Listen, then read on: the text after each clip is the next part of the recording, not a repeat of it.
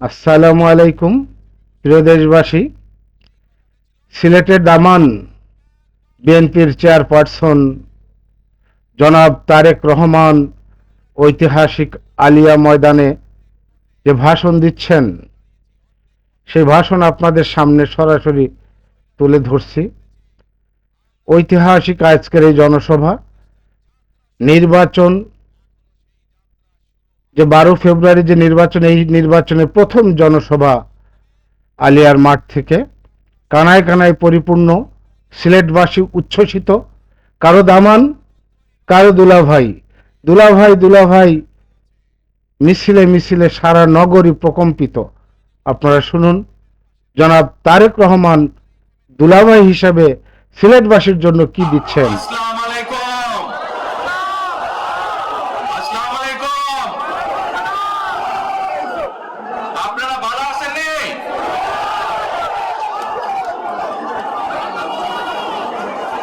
আলহামদুলিল্লাহ।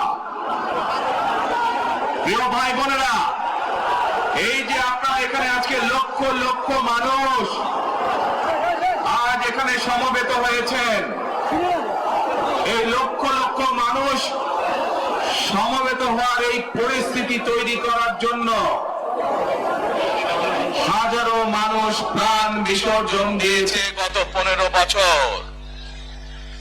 আপনারা আজকে এই যে লক্ষ মানুষ এখানে উপস্থিত হয়েছেন, আপনাদের যে রাজনৈতিক অধিকার প্রতিষ্ঠা করার জন্য, আপনাদের কথা বলার বাক স্বাধীনতার অধিকার, আপনাদের নিরাপত্তা পাওয়ার অধিকার প্রতিষ্ঠিত করার জন্য আজ যে আপনারা এখানে একত্রিত হয়েছেন, এই অধিকার প্রতিষ্ঠিত করতে গিয়ে আমরা আমাদের মাঝে থেকে ইলিয়াস আলীকে হারিয়েছি, আমরা আমাদের মাঝে থেকে জুনায়েদকে হারিয়েছি, আমরা আমাদের মাঝে থেকে দিনারকে হারিয়েছি।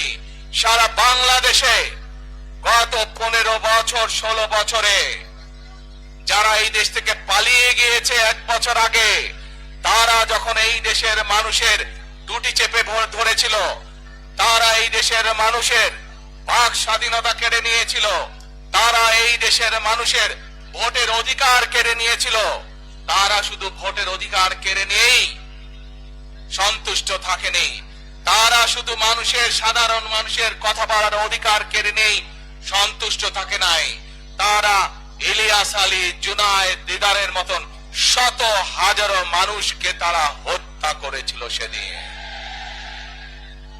তারা বাংলাদেশের লক্ষ লক্ষ বিএনপি সহ লক্ষ লক্ষ সাধারণ মানুষকে গুম খুনের মামলা দিয়ে জর্জরিত করেছিল। প্রিয় ভাই বোনেরা, আমরা দেখেছি বিগত 15-16 বছরে উন্নয়নের নাম করে কিভাবে দেশের মানুষের সম্পদ লুটপাট করে বিদেশে পাচার করে দেওয়া হয়েছে। আজকে এই যে ঢাকা থেকে সিলেট বা সিলেট থেকে ঢাকার যে মহাসড়ক, 2005 সালে আমি এসেছিলাম, সুনামগঞ্জে বন্যা হয়েছিল, আমার আসতে লেগেছিল 4.5 ঘন্টার মতন, কিন্তু আজ আমরা দেখি 10 ঘন্টার মতন সময় লাগে। সিলেটের এই পুণ্যভূমির মানুষ, বহু মানুষ আছেন যারা লন্ডনে যাতায়াত করেন, লন্ডন যেতেও এত সময় লাগে না, প্লেনে ঘুরে যেতেও। এই হচ্ছে আজকে উন্নয়নের ফেরিস্তি। প্রিয় ভাই বোনেরা, গত 15-16 বছরে আমরা দেখেছি কিভাবে একের পর এক নির্বাচনে ব্যালট বাক্স ছিনতাই হয়েছে, কিভাবে আমিন নির্বাচন হয়েছে, কিভাবে নিশিরাতের নির্বাচন হয়েছে, এবং এই নির্বাচনগুলোর মাধ্যমে, তথাকথিত নির্বাচনের মাধ্যমে বাংলাদেশের মানুষের ভোটের অধিকার তথা রাজনৈতিক অধিকারকে কেড়ে নেওয়া হয়েছিল। আজ আমরা এখানে একত্রিত হয়েছি, সেই মানুষগুলোর জীবনের বিনিময় যারা আমাদের সকলের জন্য রাজপথে নেমে এসেছিল। আমরা আজ এখানে একত্রিত হতে পেরেছি সেই মানুষগুলোর ত্যাগের বিনিময়ে যারা বিভিন্ন ভাবে নির্যাতিত হয়েছে, অত্যাচারিত হয়েছে, পঙ্গুত্ব বরণ করেছে। 2024 সালের 5ই আগস্ট ছাত্র জনতার অভ্যুত্থানের ভিতর দিয়ে বাংলাদেশ বাংলাদেশের মানুষ ৭১ সালে যেভাবে দেশকে স্বাধীন করেছিল, ২০২৪ সালের ৫ই আগস্ট সেই স্বাধীনতাকে বাংলাদেশের মানুষ রক্ষা করেছে তাদের অধিকারকে প্রতিষ্ঠিত করার জন্য।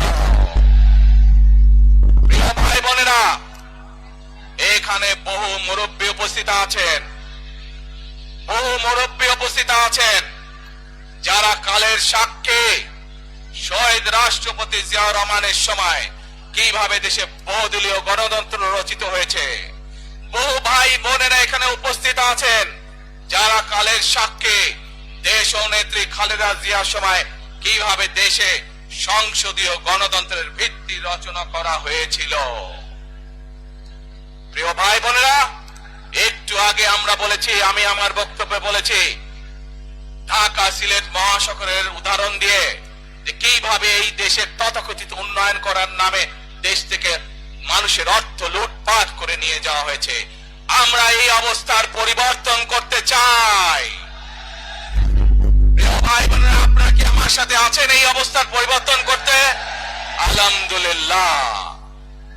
প্রিয় ভাই বোনেরা, আমরা সারা বাংলাদেশের কৃষক ভাইদের পাশে দাঁড়াতে চাই। যদি ইনশাআল্লাহ আপনারা আগামী 12 তারিখে ধানের শীষকে জয়যুক্ত করতে পারেন, আমরা ইনশাআল্লাহ সারা বাংলাদেশের কৃষকদের পাশে তাহলে দাঁড়াতে পারবো। দাঁড়াতে চান কৃষক ভাইদের পাশে? আলহামদুলিল্লাহ। প্রিয় ভাই বোনেরা, আমরা দেখেছি শহীদ রাষ্ট্রপতি জিয়াউর রহমানের সময় কিভাবে খাল খনন করা হয়েছিল সারা বাংলাদেশে, এবং সেই খাল খনন করার মাধ্যমে কৃষকদের সেচ সুবিধা সহ মানুষের পানির সমস্যার সমাধান হয়েছিল।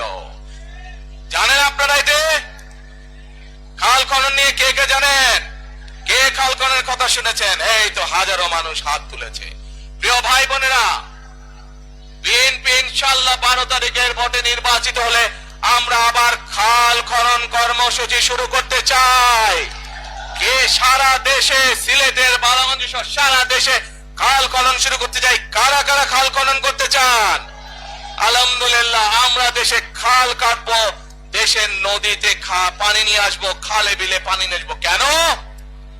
আপনাদের মনে আছে কয়েক বছর আগে কিভাবে ওই পাশ থেকে পানি ছেড়ে দেওয়া হয়েছিল, সারা সিলেট শহর এসে গিয়েছিল বন্যার পানিতে, মনে আছে? সেজন্যই আমরা বলেছি একটি কথা, আমরা দেখেছি গত 15-16 বছর কিভাবে এই দেশকে অন্য দেশের কাছে বন্ধক দিয়ে দেওয়া হয়েছিল। সেজন্যই আমি বলেছি দিল্লি নয়, পিন্ডি নয়, অন্য কোন দেশ, সবার আগে বাংলাদেশ। প্রিয় ভাই বোনেরা, আমি আরেকটি কথা বলেছিলাম যখন স্বৈরাচার এই দেশের মানুষের ঘাড়ে চেপে বসেছিল, সেই কথাটা ছিল টেক ব্যাক বাংলাদেশ। মনে আছে?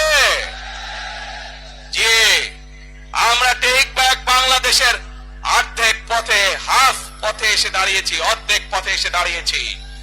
দেশকে আমরা স্বৈরাচার মুক্ত করেছি, আমরা গণতন্ত্রের প্রতিষ্ঠার যাত্রা শুরু করেছি।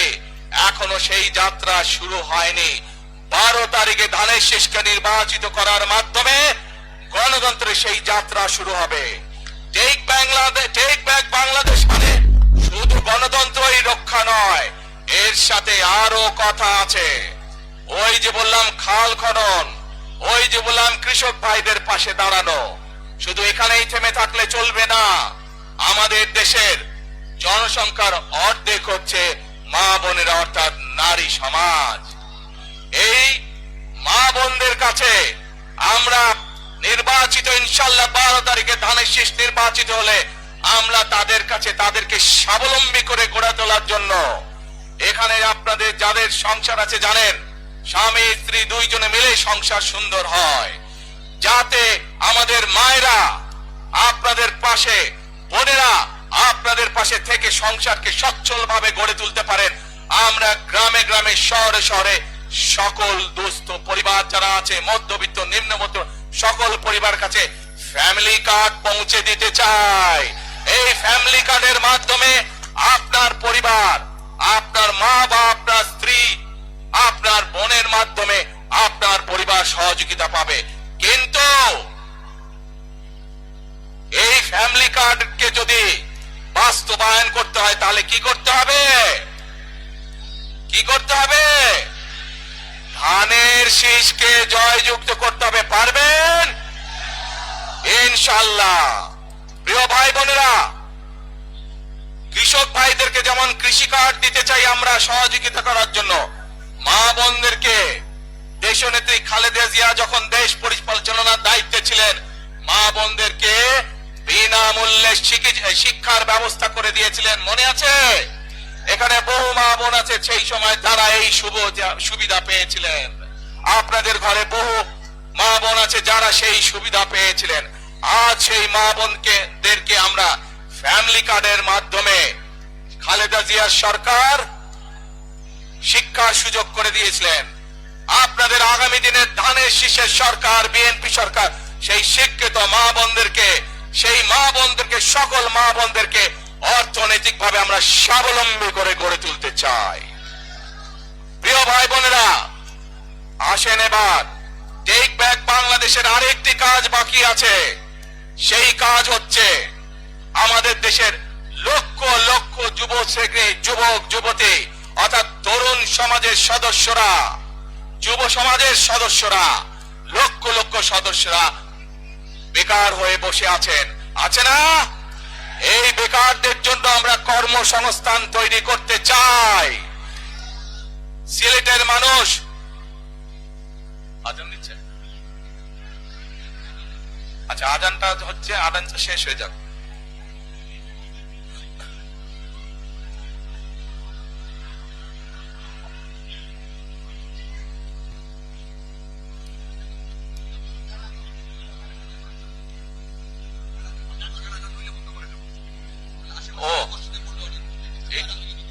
এই মসজিদের আজান। আচ্ছা প্রিয় ভাই বোনেরা, এই দরগার মসজিদের আজান শুরু হলে আমরা কিছুক্ষণ বিরতি দিব আজানটা শেষ না পর্যন্ত, তাহলে তার আগে বক্তব্য রাখি নাকি? আচ্ছা, এই যে লক্ষ লক্ষ ভাই বোনেরা, সিলেটের মানুষ, অধিকাংশ মানুষ কোথায় যায়? লন্ডনে, তাই না? আরো অন্য অন্য দেশে যায়। কিন্তু এই যে মানুষগুলো যাচ্ছে, এই মানুষগুলোকে আমরা বিভিন্ন ভাবে ট্রেনিং দিতে চাই।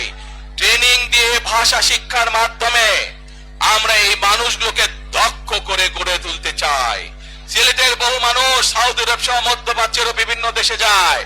আমরা এই মানুষগুলোকে দক্ষ করে গড়ে তুলে কর্মসংস্থানের সুযোগ তৈরি করতে চাই। কিন্তু সেই সুযোগ তৈরি করা একমাত্র তখনই সম্ভব যখন কে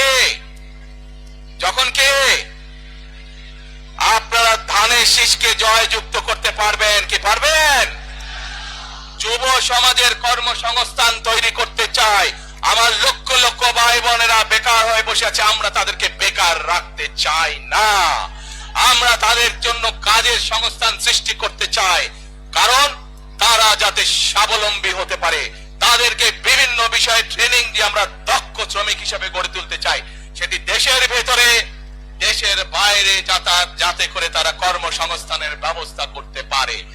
সরকার থেকে আমরা ইনশাআল্লাহ সেই ব্যবস্থা গ্রহণ করব, যাতে সেই দক্ষ মানুষকে সারা পৃথিবীতে আমরা ছড়িয়ে ছিটিয়ে দিতে পারি, যাতে করে তারা স্বাবলম্বী হয়ে নিজের পায়ে দাঁড়াতে পারে। প্রিয় ভাই বোনেরা, আমরা বহু মানুষের জীবনের ত্যাগের বিনিময়ে আজকে এই গণতন্ত্রকে আমরা প্রতিষ্ঠিত করার পথে এগিয়ে যাচ্ছি। কিন্তু আমরা বিগত কিছুদিন ধরে খেয়াল করে দেখছি, বাংলাদেশের কোন মহল, এই দেশের ভেতরে কোন মহল ষড়যন্ত্রের চেষ্টা করছে। গত কয়েকদিন ধরে আপনারা দেখেছেন, পত্র পত্রিকায় এসেছে, বিভিন্ন সোশ্যাল মিডিয়াতে এসেছে, মধ্যপ্রাচ্য সহ বিভিন্ন দেশে পোস্টাল ব্যালট যেগুলো পাঠানো আছে সেগুলোকে কিভাবে ডাকাতি করা হয়েছে। ঠিক যারা এই দেশ থেকে পালিয়ে গেছে তারা যেভাবে আপনাদের ভোট ডাকাতি করেছিল, ঠিক একইভাবে আবার সেই ষড়যন্ত্র শুরু হয়েছে। দেখেছেন আপনারা? দেখেছেন প্রিয় ভাই বোনেরা, সেই ষড়যন্ত্রের বিরুদ্ধে সজাগ থাকতে হবে। বিদেশে বসে তারা ষড়যন্ত্র করছে, একইভাবে আপনাদের আবার যে ইলিয়াস আলী, দিদার, জুনায়েদ সহ হাজারো মানুষের প্রাণের বিনিময়ে যে অধিকার আমরা অর্জন করেছি, 24-এর গণ আন্দোলনের, জনগণের আন্দোলনে এই সিলেট শহরে 13 জন আমাদের জীবন দান করেছে, 13টি প্রাণ ঝরে গিয়েছে আমাদের। প্রিয় ভাই বোনেরা, এই প্রাণগুলোর বিসর্জনের মাধ্যমে আমরা যেই অধিকার আদায়ের পথে নেমেছি, একটি কুচক্রী মহল এরই ভিতরে ষড়যন্ত্র শুরু করে দিয়েছে। দেশের ভেতরেও তাদের ষড়যন্ত্র থেমে নেই, কিন্তু 2024 সালের 5ই আগস্ট এই বাংলাদেশের জনগণ প্রমাণ করে দিয়েছে যে বাংলাদেশের জনগণ ঐক্যবদ্ধ থাকলে, ঐক্যবদ্ধভাবে নেমে আসলে যে কোনো ষড়যন্ত্রকে বাংলাদেশের মানুষ প্রতিহত করতে পারে। পারবেন আপনারা প্রতিহত করতে? ইনশাআল্লাহ। প্রিয় ভাই বোনেরা, এখন আমি আপনাদের সামনে একটি প্রশ্ন করতে চাই। এইখান থেকে আমার সামনে যারা বসে আছেন, এর মধ্যে থেকে মুরব্বী যারা বসে আছেন, ওমরা বা হজ করতে গিয়েছেন, এরকম একজন হাত তুলেন। ওমরা বা হজ করে আসছেন একজন মুরব্বী মানুষ, ওই যে লাল টুপি পরে বসে আছেন, ওমন নিয়ে আসো তো ওনাকে। আপনি আসেন দেখি সামনে, সামনে আসেন, আমার কাছে আসেন।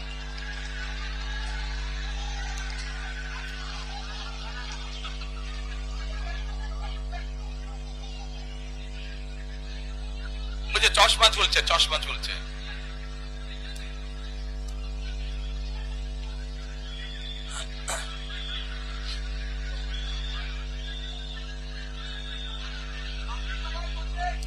বসেন, আপনারা বসেন, উনি এখনই মঞ্চে উঠবে, আপনারা সবাই দেখতে পারবেন কে মানুষটা।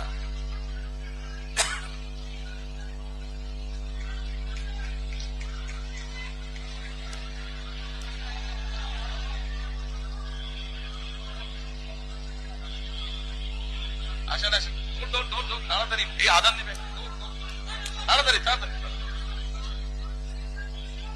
আসসালামু আলাইকুম, কি নাম আপনার? ওই এইদিকে বলেন। বাড়ি কই? সুনামগঞ্জ। বাড়ি সুনামগঞ্জ। সুনামগঞ্জ কোথায়? শান্তিগঞ্জ। এই সুনামগঞ্জের মানুষ আছে এখানে? এই লোক আপনাদের মানুষ? আচ্ছা, এখন বলেন কবে গেছিলেন আপনি? হজ না উমরায় গেছিলেন? উমরাতে গেছি 16তে, হজে গেছি 17তে। উমরাতে গেছেন 16তে, হজে গেছেন 17তে। এখন আমাকে বলেন, আপনি তো উমরা হজ করে আসছেন, যে মাইকের সামনে দাঁড়ান, আপনি কাবা শরীফে গেছেন, কাবা শরীফের মালিক কে? আল্লাহ। জোরে বলেন। আল্লাহ। কাবা শরীফের মালিক কে? আল্লাহ। আল্লাহ। আমরা মুসলমান সবাই এই দিন দুনিয়ার, আমরা যে এই পৃথিবী দেখি, এই পৃথিবীর মালিক কে? আল্লাহ। এই সূর্য নক্ষত্র যা দেখি তার মালিক কে? আল্লাহ। বেহেশতের মালিক কে? আল্লাহ। দোজখের মালিক কে? আল্লাহ। আচ্ছা দাঁড়ান, এবার আপনি বসেন। আপনারা সকলেই সাক্ষী দিলেন দোজখের মালিক আল্লাহ, বেহেশতের মালিক আল্লাহ, এই পৃথিবীর মালিক আল্লাহ, কাবার মালিক আল্লাহ। আরে ভাই, যেটার মালিক আল্লাহ সেটা কি অন্য কেউ দেওয়ার ক্ষমতা রাখে? রাখে না। তাহলে কি দাঁড়ালো? নির্বাচনের আগে একটি দল এই দিব ওই দিব বলছে, টিকিট দিব বলছে না? যেটার মালিক মানুষ না, সেইটার কথা যদি সে বলে, এক শিরকি করা হচ্ছে, হচ্ছে না? যার মালিক আল্লাহ, যার অধিকার শুধু আল্লাহর একমাত্র, সবকিছুর অধিকার উপরে আল্লাহর অধিকার। কাজেই আগেই তো আপনাদেরকে ঠকাচ্ছে, নির্বাচনের ফলে তাহলে কেমন ঠকাবে আপনাদেরকে বোঝে নেবার। শুধু ঠকাচ্ছেই না মানুষকে, যারা মুসলমান তাদেরকে শিরকি করাচ্ছে তারা, নাউজুবিল্লাহ। প্রিয় ভাই বোনেরা, কেউ কেউ বলে অমুককে দেখেছে, তমুককে দেখেছে, এবারে একে দেখেন।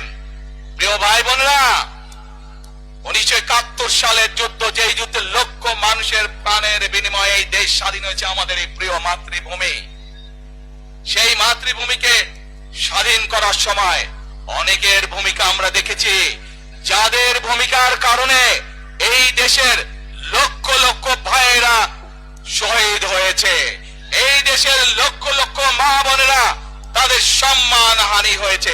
কাজে তাদেরকে তো বাংলাদেশের মানুষের মধ্যে দেখেই নিয়েছে। এখন প্রিয় ভাই বোনেরা, এই কুফরির বিরুদ্ধে, এই হঠকারিতার বিরুদ্ধে, এই মিথ্যার বিরুদ্ধে আমাদেরকে ঐক্যবদ্ধ হতে হবে। আমাদেরকে ওই যে টেক ব্যাক বাংলাদেশে থাকতে হবে। আমরা দেশকে স্বৈরাচার থেকে মুক্ত করেছি, এখন মানুষের অধিকারকে প্রতিষ্ঠিত করতে হবে। শুধু ভোট, শুধু কথা বলার অধিকার প্রতিষ্ঠিত করলে হবে না, মানুষকে স্বাবলম্বী করে নিজের পায়ে গড়ে তোলার ব্যবস্থা করতে হবে। প্রত্যেকটি মানুষ, বাংলাদেশের মানুষ যাতে ঠিকভাবে ভালোভাবে খেয়ে পড়ে বেঁচে থাকতে পারে, প্রত্যেকটি মানুষ যাতে নিরাপদে রাস্তায় চলতে পারে, সেই ব্যবস্থা করতে হবে। সেটাই হচ্ছে টেক ব্যাক বাংলাদেশ। আমরা বিগত 15 বছর দেখেছি, অমুককে বলে এসেছি তমুককে ক্ষমতায় রাখার জন্য, বলেছিল না? সেজন্যই বলেছি, দিল্লি নয়।